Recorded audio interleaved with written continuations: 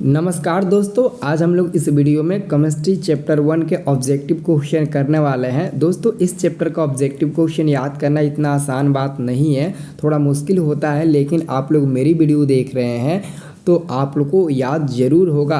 बस वीडियो को लास्ट तक देखना, एक ही बार वीडियो को देखने से ये पूरा क्वेश्चन आपको याद हो जाएगा। ठीक है, तो चलिए मैं वीडियो स्टार्ट करता हूँ। ज़्यादा समय नहीं लेंगे, आप लोग वीडियो को लाइक कर देना और जो लोग चैनल पर पहली बार आए होंगे चैनल को सब्सक्राइब कर लेना। ठीक है, आपको हमेशा वीडियो मिलता रहेगा। तो आपका चैप्टर 1 हो जाएगा रासायनिक अभिक्रियाएं एवं समीकरण। इस चैप्टर का पूरा निचोड़ ऑब्जेक्टिव क्वेश्चन हम आपको कंप्लीट करवा देते हैं। ठीक है, सब लोग रिवीजन कर लीजिए। तो देखिए, पहला आपका क्वेश्चन है कि कौन सी गैस उत्सर्जित होगी जब धातुएं जल के साथ अभिक्रिया करेगी। तो आपका हाइड्रोजन गैस होगा। कौन सा होगा? Hydrogen gas. आंसर आपका सी नंबर वाला होगा। ठीक है, अगला क्वेश्चन है, एक समीकरण दिया गया है और पूछा जा रहा है यह कौन सी समीकरण है, यह किस प्रकार की अभिक्रिया है। तो दोस्तों, आप लोगों ने अभिक्रिया पढ़ा होगा तो उसमें आप लोगों ने देखा होगा एक विस्थापन अभिक्रिया। अगर दोस्तों किसी भी अभिक्रिया में अगर लोहा आ जाए, जैसे Fe क्या है तो लोहा ही है ना, तो आप समझ जाइएगा यह विस्थापन अभिक्रिया। यह कौन सा है? तो विस्थापन अभिक्रिया। ठीक है, तो हमारा आंसर डी नंबर वाला होगा। ठीक है, अगला क्वेश्चन देखिए, अगला आपका क्वेश्चन है तीसरा नंबर। ये क्वेश्चन है कि लौह चूर्ण पर तनु हाइड्रोक्लोरिक अम्ल डालने पर क्या होता है। सही उत्तर पर निशान लगे, यानी कि इसमें से सही आपका उत्तर क्या होगा। तो ऑप्शन नंबर एक हाइड्रोजन गैस एवं आयरन क्लोराइड बनता है। हाइड्रोजन गैस एवं आयरन क्लोराइड बनता है, क्योंकि हाइड्रोक्लोरिक अम्ल क्या होता है? HCl यही ना होता है हाइड्रोक्लोरिक अम्ल, इसी को ना कहते हैं हाइड्रोक्लोरिक अम्ल। ठीक है, तो इसको याद रखना है। ठीक है, अब देखो अगला क्वेश्चन 4 नंबर। ये क्वेश्चन 2016 में पूछा गया था कि श्वसन किस प्रकार की अभिक्रिया है। तो देखो जी, श्वसन आपका ऊष्माक्षेपी अभिक्रिया होगा। बहुत लोग उपचयन पर टिक लगाते हैं, लेकिन उपचयन इसका नहीं होगा। श्वसन एक ऊष्माक्षेपी रासायनिक अभिक्रिया है। अगर आपसे पूछेगा भोजन का पाचन किस प्रकार की अभिक्रिया, तो वहाँ पर हम देंगे उपचयन होगा। लेकिन यहाँ पर आपका ऊष्मा शोषी दिया है ना, सॉरी ऊष्मा शोषी नहीं होगा जी, यहाँ पर ऊष्माक्षेपी नहीं दिया है ना, तो ऊष्माक्षेपी नहीं दिया है तो यहाँ पर आपका आंसर हो जाएगा ऑप्शन नंबर ए ही हो जाएगा, उपचयन होगा। अगर ऊष्माक्षेपी दिया रहता तो टिक लगाते, लेकिन ऊष्माक्षेपी नहीं दिया है, ऊष्माशोषी दिया है। ठीक है, तो ये आपका नहीं होगा, ऑप्शन नंबर ए ही सही हो जाएगा। ठीक है, अगला क्वेश्चन है 5 number, copper oxide plus H2, यानी कि कॉपर ऑक्साइड को हाइड्रोजन गैस के साथ अभिक्रिया कराया गया है तो कॉपर और जल का निर्माण हुआ है। तो यह किस प्रकार की अभिक्रिया है। तो देखो यह सिंपल सा क्वेश्चन है, इसका आंसर होगा ऑप्शन होगा। क्या होगा? ये आपका ऑप्शन नंबर होगा बी नंबर, ऑप्शन होगा। ये भी 16 में पूछा गया था, ये 16 का सेकंड पाली में, ये आपका 4 नंबर 16 का प्रथम पाली में पूछा गया था। ठीक है, अगला क्वेश्चन देख सकते हैं, ये 16 के द्वितीय पाली में पूछा गया था कि इलेक्ट्रॉन के स्थानांतरण से बने यौगिक कहलाते हैं। इलेक्ट्रॉन के स्थानांतरण से बने यौगिक विद्युत संयोजी कहलाते हैं। ठीक है, अगला क्वेश्चन है कि नीचे दी गई अभिक्रिया में कौन सा कथन सही है, यानी कि कॉपर प्लस ऑक्सीजन से अभिक्रिया किया गया है ना, तो कॉपर ऑक्साइड का निर्माण हुआ है। ठीक है, तो हम कह सकते हैं दोस्तों कि यह एक प्रकार का कॉपर का ऑक्सीकरण हो रहा है। ठीक है, यहाँ पर आप हमारा आंसर होगा 7 का ये नंबर। ठीक है, याद रखो। अब देखो अगला क्वेश्चन दोस्तों, कंडीशन यहाँ पर है 8 नंबर में कि सिल्वर क्लोराइड का रंग होता है। ये क्वेश्चन बार बार आपके एग्जाम में पूछता है। तो सिल्वर क्लोराइड का रंग होता है आपका क्या होता है? श्वेत होता है। सिल्वर क्लोराइड यानी कि Ag सिल्वर हो गया, क्लोराइड आपका Cl हो गया। ठीक है, तो AgCl यानी कि सिल्वर क्लोराइड का रंग हमेशा श्वेत होता है, श्वेत यानी कि व्हाइट होता है। लेकिन दोस्तों कभी कभी एग्जाम में ना पूछ देता है सिल्वर आयोडाइड का रंग। तो दोस्तों अगर क्लोराइड की जगह पर आयोडाइड दे दे तो वहाँ पर हमारा आंसर होगा पीला होता है। सिल्वर आयोडाइड का रंग पीला होता है, सिल्वर क्लोराइड का रंग क्या होता है? तो आपका श्वेत होता है। ठीक है, तो बहुत लोग कन्फ्यूजन हो जाते हैं, लेकिन कन्फ्यूजन नहीं होना है। ठीक है, अगला क्वेश्चन हमारा है कि समीकरण CaCO3 से अभिक्रिया किया गया है उष्मा के साथ। ठीक है, तो CaO प्लस CO2 गैस का निर्माण हुआ। ठीक है, तो यह किस प्रकार की अभिक्रिया है? तो हम कहेंगे दोस्तों यह आपका एक संयोजन अभिक्रिया नहीं होगा, संयोजन अभिक्रिया नहीं होगा, वियोजन अभिक्रिया होगा। क्योंकि वियोजन अभिक्रिया कहता है कि कोई भी अकेले पदार्थ टूटकर 2 या 2 से अधिक नए पदार्थों में बदल जाता है, नए पदार्थों का निर्माण कर देता है, तो उसे हम लोग वियोजन अभिक्रिया कहते हैं। वियोजन अभिक्रिया को हम लोग अपघटन अभिक्रिया भी कहते हैं ना जी। ठीक है, अगला क्वेश्चन है साग सब्जियों का विघटित होकर कंपोस्ट बनना किस अभिक्रिया का उदाहरण है। ठीक है, साग सब्जियों का क्या हो रहा है, विघटित होकर ना, तो उसमें छेपी हो जाएगा, ऑप्शन नंबर बी वाला हो जाएगा। 17 को फर्स्ट वाली में पूछा गया था। ठीक है, तो हमारा आंसर हो जाएगा बी नंबर। ठीक है, तो दोस्तों यही सब क्वेश्चन इर्द गिर्द करके कभी प्रथम पाली में तो कभी द्वितीय पाली में पूछता है, इसलिए आप सारे क्वेश्चन को अपने दिमाग में बैठा लेना। ठीक है, अगला क्वेश्चन, निम्न में से कौन सा उत्पाद लेड नाइट्रेट को गर्म करने पर प्राप्त होता है। लेड नाइट्रेट को गर्म करने पर ही प्राप्त होता है। ठीक है, तो हमारा आंसर होगा डी नंबर वाला, Na2O2। ठीक है, हमारा आंसर हो जाएगा डी नंबर वाला। ठीक है, अब देखिए अगला क्वेश्चन आपका है 12 नंबर। ये प्रश्न कहा था कि निम्न में कौन सही है। निम्न में कौन सही है, तो दोस्तों नीला सोदा का रासायनिक सूत्र आप सभी को याद होगा, बहुत ही अच्छे तरीके से याद होगा।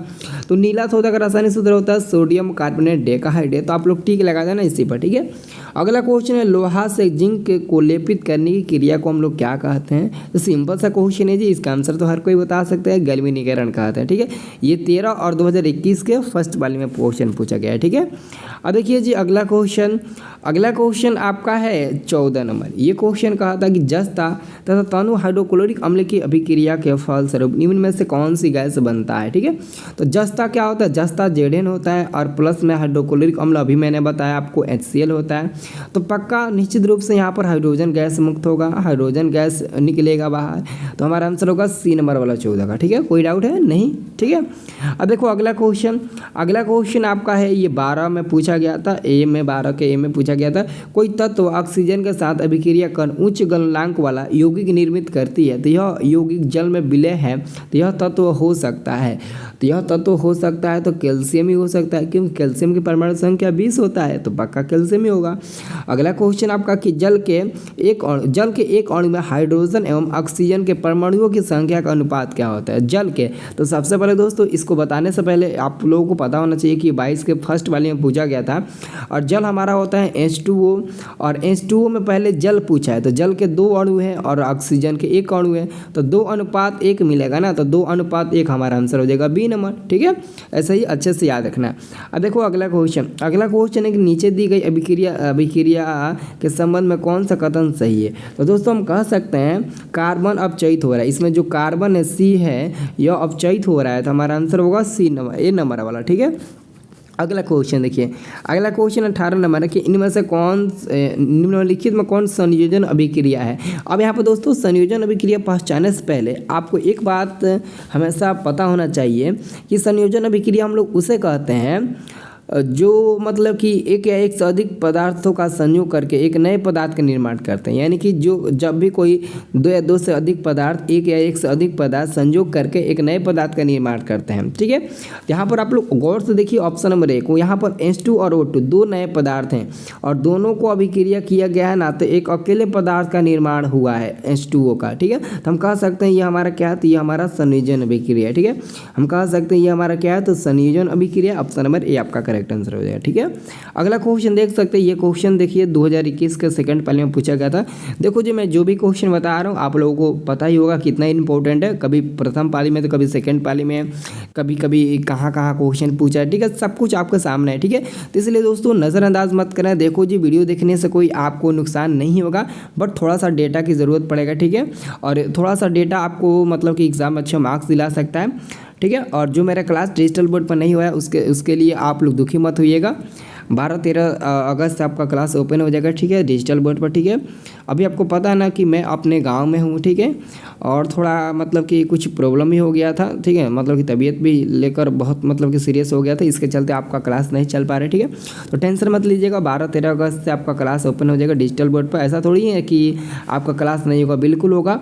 और 12 और 13 अगस्त से हम नए अंदाज में आप लोगों के सामने हाजिर हो जाएंगे। ठीक है, तो चिंता मत करना। ठीक है, तो देखो अगला क्वेश्चन है निम्नलिखित में कौन विस्थापन अभिक्रिया है। तो बच्चों मैंने आप लोगों को बताया था ना कि विस्थापन अभिक्रिया पहचानने का एक बेस्ट ट्रिक है। बेस्ट ट्रिक ये है कि आप लोग समीकरण में खोजना कि लोहा कहाँ दिया है, Fe कहाँ नज़र आ रहा है। तो इन चारों अभिक्रियाओं में अगर देखें तो ऑप्शन नंबर सी में ही हमको लोहा दिखाई दे रहा है। ठीक है, तो हम कहेंगे दोस्तों यही हमारा विस्थापन अभिक्रिया। ठीक है, तो आप लोगों को एक अच्छा सा मतलब कि आप ट्रिक भी बता दिया कि विस्थापन अभिक्रिया आप कैसे पहचानेंगे। ठीक है, कोई भी खोजना लोहा दिखे तो टिक लगा देना। ठीक है, अब देख सकते हैं अगला क्वेश्चन है लौह चूर्ण पर तनु हाइड्रोक्लोरिक अम्ल की अभिक्रिया से क्या होता है जी। तो यहाँ तो हम बताएं ना आपको 20 का आंसर क्या होगा, कोई अभिक्रिया नहीं होती। यहाँ पर हमारा आंसर होगा कोई अभिक्रिया नहीं होती है 20 का, ठीक है। एक मिनट 20 का आंसर नहीं, अभी मैंने जस्ट इसका आंसर बताया था, हाइड्रोजन गैस एवं आयरन क्लोराइड बनेगा ना, तो हमारा आंसर होगा ए नंबर वाला, ठीक है। क्या होगा जी, हमारा आंसर मिल जाएगा ए नंबर वाला, ठीक है। अब देखो अगला क्वेश्चन 21 नंबर, ये क्वेश्चन कह रहा है ना अपघटन अभिक्रिया का उदाहरण नहीं है। तो देखो जी अपघटन अभिक्रिया का उदाहरण नहीं है, नहीं मतलब कि कौन नहीं है। तो मैंने अभी आपको बताया ना कि अपघटन अभिक्रिया आप किसे कह सकते हैं, तो विघटन वियोजन अभिक्रिया को आप अपघटन भी बोल सकते हो। और वियोजन अभिक्रिया किसे कहते हैं, जब कोई अकेले पदार्थ टूटकर 2 या 2 से अधिक पदार्थों में विभक्त हो जाता है, यानी कि 2 या 2 से अधिक नए पदार्थ का निर्माण कर देता है। तो यहाँ पर सिंपल से देखिए ऑप्शन नंबर ए को देखिएगा ना, तो CaCO3 ये अकेले पदार्थ है और अकेले पदार्थ टूटकर 2 नए पदार्थ में विभक्त हुआ है, तो यह हमारा अपघटन है। और बी नंबर में भी अकेले पदार्थ है, 2 नए पदार्थ का निर्माण किया, ये भी अपघटन है। लेकिन सी नंबर को अगर देखें तो H2Cl2 ये 2 नए पदार्थ है और 2 नए पदार्थ संयोग करके एक नए पदार्थ का निर्माण किया। तो ये ऑप्शन नंबर 2 सी है ना, ये संयोजन अभिक्रिया होगा। तो हम कहेंगे कि दोस्तों सी नंबर वाला आंसर होगा, क्योंकि सी नंबर वाला संयोजन अभिक्रिया है और ये भी आपका अपघटन अभिक्रिया है।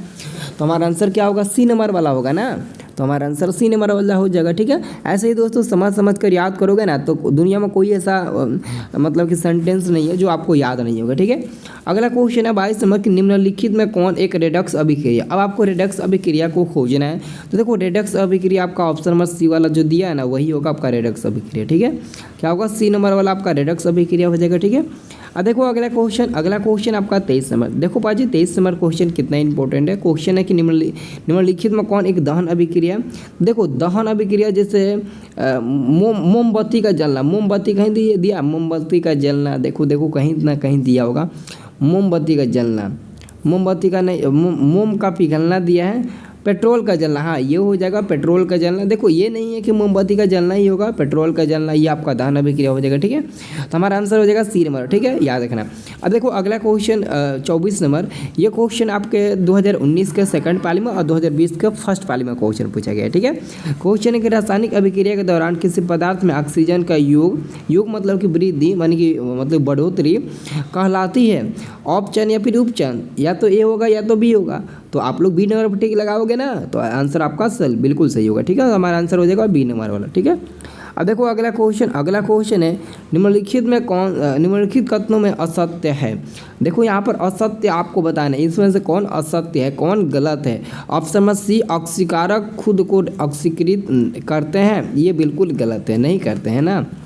अब देखो जी अगला क्वेश्चन हमारा आता है 26 नंबर हमारा क्वेश्चन है कि किसी यौगिक से रासायनिक अभिक्रिया में हाइड्रोजन का हटना क्या कहलाता है। तो सिंपल सा क्वेश्चन है, हाइड्रोजन का हटना उपचयन अभिक्रिया कहलाता है ना।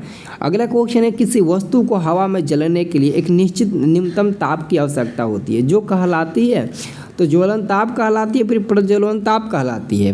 तो आपका आंसर क्या होगा, प्रज्वलन ताप कहलाती है, ठीक है। याद रखना आंसर होगा ए नंबर वाला, ठीक है। न्यूनतम ताप की आवश्यकता होती है, तो उसके लिए हमारा आंसर होगा ए नंबर, ठीक है। अब देखो अगला क्वेश्चन आपसे पूछा गया कि एक भूरे रंग का चमकदार तत्व X को वायु की उपस्थिति में गर्म करने पर वह काले रंग का हो जाता है। तत्व X का नाम बताइए। अरे वाह, तत्व X का नाम बताना है, चलो मैं बता देता हूँ, कॉपर होगा, ठीक है। अगला क्वेश्चन है सोडियम सल्फेट यानी कि Na2SO4 प्लस BaCl2 अभिक्रिया, इन दोनों को आपस में अभिक्रिया कराया गया ना, तो BaSO4 प्लस 2NaCl। तो यहाँ पर आपको समझने वाली बात यह है कि संयोजन अभिक्रिया तो ये होगा नहीं। संयोजन अभिक्रिया कहता है कि जब कोई भी पदार्थ 2 या 2 से अधिक अगर संयोग करेगा तो अकेले और नए पदार्थ का निर्माण करेगा, तो यहाँ पर तो ये होगा नहीं। और वियोजन अभिक्रिया भी नहीं होगा, क्योंकि वियोजन अभिक्रिया कहता है कि 2 पदार्थ एक अकेले पदार्थ टूटकर 2 या 2 से अधिक नए पदार्थों का निर्माण करता है, तो ये अकेले पदार्थ तो है नहीं।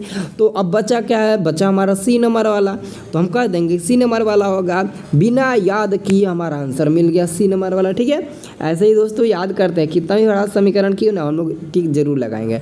अब यहाँ पर दोस्तों देख सकते हैं इसमें थोड़ा सा कन्फ्यूजन है। अब इसका भी आंसर आप लोग एकदम चुटकी में बताओगे। अब कहोगे सर जी चुटकी में कैसे बताएंगे, आप बताइए। यहाँ पर देख सकते हैं यहाँ पर देख सकते हैं, यहाँ पर Zn प्लस CuSO4 यानी कि जिंक प्लस कॉपर सल्फेट अभिक्रिया कराया गया ना, तो zinc plus sulphate plus copper का निर्माण हुआ है। तो ऊपर दी गई अभिक्रिया रासायनिक अभिक्रिया किस प्रकार की है, तो संयोजन अभिक्रिया तो होगा नहीं, और वियोजन अभिक्रिया तो कभी होगा नहीं, और विस्थापन अभिक्रिया का कंडीशन क्या बताए थे, और उसका आंसर आप लोग बताइए इसका आंसर क्या होगा। बहुत सिंपल सा क्वेश्चन है, एकदम आप लोग बता दोगे। ये आपके 2018 में सेकंड पाली में पूछा गया था, ठीक है, याद रखना। अब देखो अगला क्वेश्चन, इसका तो आंसर हर कोई बताएगा। C प्लस O2 से CO2 का निर्माण हुआ है, तो यह किस प्रकार की रासायनिक अभिक्रिया होगा। तो देखो यहाँ पर दो नए पदार्थ हैं, और जब ये दो नए पदार्थ आपस में संयोग किया है तो एक अकेले नए पदार्थ का निर्माण किया है, तो हम कह सकते हैं ये हमारा संयोजन अभिक्रिया होगा, क्योंकि संयोजन अभिक्रिया ही ना कहता है कि दो या दो से अधिक नए पदार्थ संयोग करके एक नए पदार्थ का निर्माण करते हैं, तो उसे हम लोग संयोजन अभिक्रिया कहते हैं। अगला क्वेश्चन का भी आंसर देंगे, बहुत सिंपल सा क्वेश्चन है। कैल्शियम ऑक्साइड प्लस H2O यानी कि यहाँ पर सॉलिड प्लस लिक्विड आपस में दोनों अभिक्रिया किया गया है ना, आपस में अभिक्रिया कराया गया है कैल्शियम ऑक्साइड प्लस H2O का, ठीक है। तो कैल्शियम हाइड्रोक्साइड के होल टॉयस का निर्माण हुआ जो भुजा हुआ चूना कहलाता है ना। तो ये किस प्रकार की अभिक्रिया है, यहाँ पर देख सकते हैं दो आपका अभिक्रिया है, और ये संयोग किया तो एक नए पदार्थ का निर्माण किया है, तो हम कह सकते हैं कह सकते हैं बबुआ, तो कह सकते हैं कि ये भी संयोजन अभिक्रिया है, क्योंकि दो पदार्थ है, नए पदार्थ का निर्माण किया है। 31 नंबर में भी दो पदार्थ है, और ये दोनों संयोग करके एक नए पदार्थ का निर्माण किए हैं, ठीक है। तो याद रखना, ये 22 का आपके प्रथम पाली में क्वेश्चन पूछा गया है, ठीक है। अब देखो जी अगला क्वेश्चन हमारा 33। ये क्वेश्चन कहता है कि ऊष्मा के द्वारा दी गई वियोजन अभिक्रिया को कहते हैं। देखो ऊष्मा के द्वारा दी गई वियोजन अभिक्रिया को हम लोग एक और नाम दे सकते हैं, वो कौन सा नाम है, तो वियोजन अभिक्रिया को आप ऊष्मीय वियोजन कह सकते हैं, ठीक है। अगला क्वेश्चन, जिन अभिक्रियाओं में ऊर्जा अवशोषित होता है उन्हें क्या कहते हैं। अरे यार बहुत सिंपल सा क्वेश्चन, उसे हम लोग ऊष्माशोषी अभिक्रिया कहते हैं ना। अगर आपके एग्जाम में पूछे ऊष्माशोषी अभिक्रिया क्या है, तो बता देना कि ऊष्मा का अवशोषण होता है, यानी कि ऊर्जा का अवशोषण, ऊर्जा को या फिर ऊष्मा को, ऊष्मा का अवशोषण होना ऊष्माशोषी अभिक्रिया कहलाता है। सिंपल सा क्वेश्चन है, ठीक है, और सिंपल सा आंसर है। अब देखो अगला क्वेश्चन 35 नंबर, ये क्वेश्चन है कि वे अभिक्रियाएं जिनमें अभिकारकों के बीच आयनों का आदान प्रदान होता है उसे क्या कहते हैं, तो उसे हम लोग कहते हैं द्विब विस्थापन अभिक्रिया, ठीक है, उसे हम लोग द्विब विस्थापन अभिक्रिया कहते हैं। जिनमें आयनों की अदला बदली होता है, आदान प्रदान होता है, उसे हम लोग द्विब विस्थापन अभिक्रिया कहते हैं। अगला क्वेश्चन है सिल्वर आयोडाइड का रंग कैसा होता है, मैंने शुरुआत में ही बता दिया था, और ये क्वेश्चन 2022 देख लो फर्स्ट वाले में पूछा गया है, ठीक है। तो सिल्वर आयोडाइड का रंग क्या हो जाएगा, पीला हो जाएगा। ये मत भूलना कि सर जी क्यों पीला होगा, अभी मैंने आपको बता दिया, सिल्वर आयोडाइड का रंग पीला और सिल्वर क्लोराइड का रंग श्वेत होता है, ठीक है। अगला क्वेश्चन देख सकते हैं 37 नंबर, ये क्वेश्चन आपसे पूछ रहा है कि रासायनिक अभिक्रिया के दौरान किसी पदार्थ में ऑक्सीजन का ह्रास। अब यहाँ पर ऑक्सीजन का ह्रास पूछा ना, वहाँ पर योग पूछा था, इनकी वृद्धि पूछा था, यहाँ पर ह्रास पूछा, तो आपका वहाँ पर हुआ था ऑफ चयन, तो यहाँ पर वहाँ पर उपचयन होता तो यहाँ पर ऑफ चयन होगा, ठीक है, याद रखना। अगला क्वेश्चन, निम्नलिखित में कौन युग्म एकल विस्थापन अभिक्रिया को प्रदर्शित करते हैं। ये 2022 का सेकेंड पाली में पूछा गया। और एकल विस्थापन अभिक्रिया, सबसे पहले दोस्तों जो भी आप अभिक्रिया पढ़िएगा उसका एग्जाम्पल आप लोग ज़रूर याद करिएगा, उसका एग्जाम्पल ही आपके बोर्ड एग्जाम में अच्छे मार्क्स दिला पाएंगे, ठीक है, उसका एग्जाम्पल ही आपके बोर्ड एग्जाम में अच्छे मार्क्स दिला पाएंगे, ठीक है। तो एग्जाम्पल अच्छे से याद करना, ठीक है। तो दोस्तों याद करने का एक बेस्ट ट्रिक आपको मैं बता देता हूँ, यहाँ पर खोजना आपको कहाँ आपको दिख रहा है, सिल्वर कहाँ दिख रहा है, यानी कि Ag, देखो AgNO3 एवं Cu, ये हमारा क्या ये हमारा प्रदर्शित करता है एकल विस्थापन अभिक्रिया को, ठीक है। अब हम लोग अगला क्वेश्चन देखेंगे। अगला क्वेश्चन आपका लेड दिया, लेड यानी कि सीसा Pb, तो Pb प्लस CuCl2 से अभिक्रिया कराया गया है ना, तो Pb प्लस Cl2 Pb और Cl2 प्लस Cu का निर्माण हुआ है, ठीक है। तो यह किस प्रकार की अभिक्रिया हो सकता है, तो ध्यान से देखो, वियोजन अभिक्रिया तो होगा नहीं ना होगा, और विस्थापन अभिक्रिया तो आपको लगता होगा कि नहीं होगा, ठीक है। तो क्या हो सकता है, एक मिनट सीसा जो एक मिनट, हाँ इसका विस्थापन अभिक्रिया होगा, ठीक है। ये रेयर केस में आता है, अपवाद में इसको थोड़ा सा याद करना पड़ता है, ठीक है। तो हमारा आंसर होगा ऑप्शन नंबर ए, ठीक है। अगला क्वेश्चन, वायुरोधी बर्तनों में खाद्य सामग्री रखने से उपचयन की गति हो जाती है, धीमी हो जाती है, तीव्र बराबर अति तीव्र, ठीक है। अति तीव्र मतलब कि बहुत, मतलब कि तेज, ठीक है। तो यहाँ पर हमारा 40 का आंसर होगा। धीमी हो जाती है, धीमी मतलब समझ लो धीरा हो जाता है, ठीक है। अगला क्वेश्चन है 41 नंबर। ये क्वेश्चन आपके एग्जाम में 2020 के फर्स्ट पाली में पूछा गया था कि जिंक और तथा सल्फ्यूरिक अम्ल के बीच अभिक्रिया से निम्नलिखित में कौन सी गैस निकलती है। तो जिंक Zn हो गया और सल्फ्यूरिक अम्ल का अणु सूत्र आपको पता होगा H2SO4 होता है। अब इन दोनों को अभिक्रिया कराओगे तो बताओ कौन सी गैस बाहर निकलेगी। सिंपल सा क्वेश्चन, H2 गैस बाहर निकलेगी, ठीक है। तो सी नंबर वाला हमारा आंसर हो जाएगा 41 का। अब देखो अगला क्वेश्चन है 42 नंबर। ये 2020 के सेकंड पाली में पूछा गया था क्वेश्चन कि रासायनिक अभिक्रिया में भाग लेने वाले पदार्थ को क्या कहते हैं। तो जी हम लोग कहते हैं अभिकारक, ठीक है। अगला क्वेश्चन है समीकरण H2+O2 से अभिक्रिया किया गया है ना, तो H2O का निर्माण हुआ है। तो यह एक प्रकार का संयोजन अभिक्रिया है ना जी, संयोजन अभिक्रिया। ये भी 2020 के सेकंड पाली में पूछा गया। देख लो बहुत इंपॉर्टेंट क्वेश्चन है, ठीक है। आप लोगों के लिए तो मैं एकदम आसमान से तारे तोड़ कर ला दूंगा, बस आप लोग ना अच्छे से पढ़ाई किया करो, ठीक है। अब देखो अगला क्वेश्चन है कि निम्न में कौन ऑक्सीकरण की क्रिया नहीं, ऑक्सीकरण की क्रिया नहीं है कि अगर बात करें तो हमारा आंसर हो जाएगा अवक्षेपण, ठीक है, अवक्षेपण। ये 2021 के फर्स्ट पाली में पूछा गया था। अगला क्वेश्चन FeSO4। तो यहाँ पर दोस्तों आप लोग देख सकते हैं, आप लोग थोड़ा गौर से देखिएगा, यहाँ पर FeSO4 और इसको ऊर्जा के साथ, उष्मा के साथ और इसको अभिक्रिया कराया गया ना, तो Fe2O3 plus H2 plus H2 ठीक है, इसका इतना का निर्माण हुआ है। तो ये आपका अवघटन अभिक्रिया होगा। यहाँ पर आप लोग विस्थापन अभिक्रिया नहीं कह सकते हो क्योंकि यहाँ पर 3 नए पदार्थ का निर्माण हुआ है, ठीक है।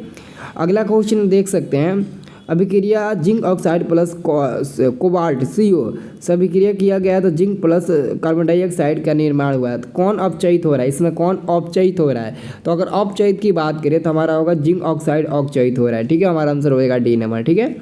अगला क्वेश्चन आपका 47 में प्रश्न है कि भोजन का पाचन किस प्रकार की अभिक्रिया। तो ये आपका संयोजन संयोजन नहीं होगा, उपचयन होगा, ठीक है। क्या होगा जी, उपचयन होगा, ठीक है। तो हमारा आंसर हो जाएगा 47 का C नंबर वाला हो जाएगा, उपचयन होगा, ठीक है। 47 का भोजन का पाचन किस प्रकार की अभिक्रिया, तो 47 का C नंबर वाला होगा, ठीक है। और दोस्तों मैंने आप लोगों को एक क्वेश्चन बताया था, कौन सा क्वेश्चन, कि श्वसन किस प्रकार की रासायनिक अभिक्रिया। तो ऑप्शन में ऊष्माक्षेपी नहीं दिया था, लेकिन एक्चुअली में ऊष्माक्षेपी होना चाहिए, वहाँ पर ऑप्शन नहीं दिया था, इसलिए मैंने आपको बताया था। एक बार उसको देख लेना, वहाँ पर हमको लगता है कि ऊष्माक्षेपी होगा, मैंने आपको बताया था, लेकिन ऑप्शन नहीं दिया, ठीक है। तो उसको आप लोग ऊष्माक्षेपी याद रखना, ठीक है। इसका आंसर तो आपका सही है, उपचयन है, ठीक है। अब देखो अगला क्वेश्चन क्या बनता है। अगला क्वेश्चन आपका है 48 यानी कि 48 नंबर, ठीक है।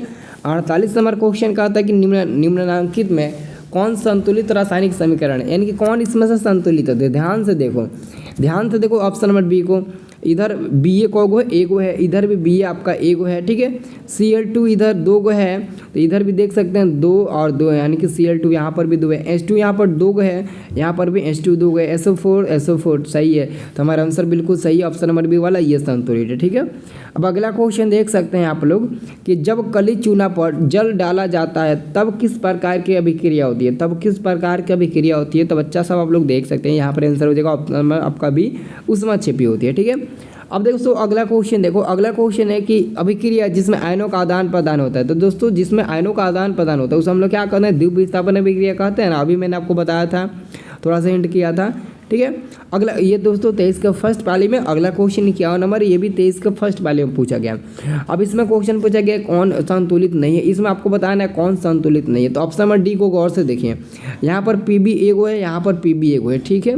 यहाँ पर यहाँ पर देखो ऑक्सीजन यहाँ पर 2 गो है और यहाँ पर 2 गो, 4 गो ऑक्सीजन है। तो इधर देखा जाए तो ऑक्सीजन आपका कितना हो जाएगा, 6 गो हो जाएगा, ठीक है। तो यही दिक्कत हो रहा है, 6 गो ऑक्सीजन हो रहा है। यहाँ पर नाइट्रोजन 1 गो है, तो यहाँ पर नाइट्रोजन आपका 2 गो है, इसलिए आपका आंसर होगा D नंबर वाला, ये संतुलित नहीं है, बाकी सब संतुलित है, ठीक है। अगला हमारा क्वेश्चन बनता है, ये आपका 23 का सेकंड पाली में क्वेश्चन पूछा गया है कि उपचयन में निम्नलिखित में क्या होता है। देखो उपचयन जो अभिक्रिया होता है ना, उपचयन अभिक्रिया में हाइड्रोजन का वियोग होता है, ऑक्सीजन का योग यानी कि वृद्धि होता है और इलेक्ट्रॉन का त्याग भी होता है। तो हमारा आंसर हो जाएगा D नंबर वाला, सिंपल सा क्वेश्चन है। और अंतिम क्वेश्चन है आपका कि जल में विद्युत अपघटन में कैथोड पर कौन सी गैस मुक्त होती है। तो कैथोड पर हम लोग कह सकते हैं कि हाइड्रोजन गैस मुक्त होती है, हाइड्रोजन गैस H2 गैस मुक्त होती है। ये भी दोस्तों 2023 के सेकंड पाली में पूछा गया था, ठीक है। तो आप लोग चिंता ना करें दोस्तों, आप लोग को विश्वास मैं नहीं तोड़ूंगा। भले ही बहुत लड़के हैं जो मेरे पर गुस्सा हैं, लेकिन दोस्तों मैं क्या करूँ, हालात कुछ ऐसा आ जाता है इंसान के पास कि थोड़ा मतलब कि कुछ ना कुछ चीज़ छोड़ना पड़ता है, ठीक है। लेकिन फिर भी मैं आप लोगों का मतलब कि आप लोगों को बताना मैं नहीं छोड़ रहा हूँ, ठीक है। इसलिए आपसे मैं दिल से क्षमा चाहता हूँ, आप लोग थोड़ा मेहनत करो, ठीक है। और हम लोग नए अंदाज में 12-13 अगस्त आपके सामने आ जाएंगे, ठीक है। तो सबसे पहले तो हम आएंगे तो पहले ही दिन आपका क्लास लेंगे बायोलॉजी का चैप्टर 4 का अनुवांशिकता जो है ना आपका चैप्टर 4 बायोलॉजी में, उस चैप्टर को हम समाप्त करेंगे। उसके दोस्तों बाद हम आपको मैथ एपी पार्ट स्टार्ट कर देंगे, ठीक है। उसके बाद दोस्तों हम 2-2 3-3 क्लास चलाएंगे और मेंटेन कराएंगे, ठीक है। लगभग दोस्तों एक दिन में दोस्तों एक सुबह का क्लास लेंगे, एक दोपहर का क्लास लेंगे और शाम को 2 क्लास लेंगे, यानी कि 4 क्लास एक दिन में लेकर मेंटेन कराएंगे, ठीक है। जितना भी 10-15 दिन में आपका छूटा है तब हम कल 10 दिन में पूरा मेंटेन करा देंगे 4 बार क्लास लेकर, ठीक है। तो चिंता मत करना सारे लोग, मतलब कि मतलब क्या वीडियो को लाइक करना, ठीक है। चलो।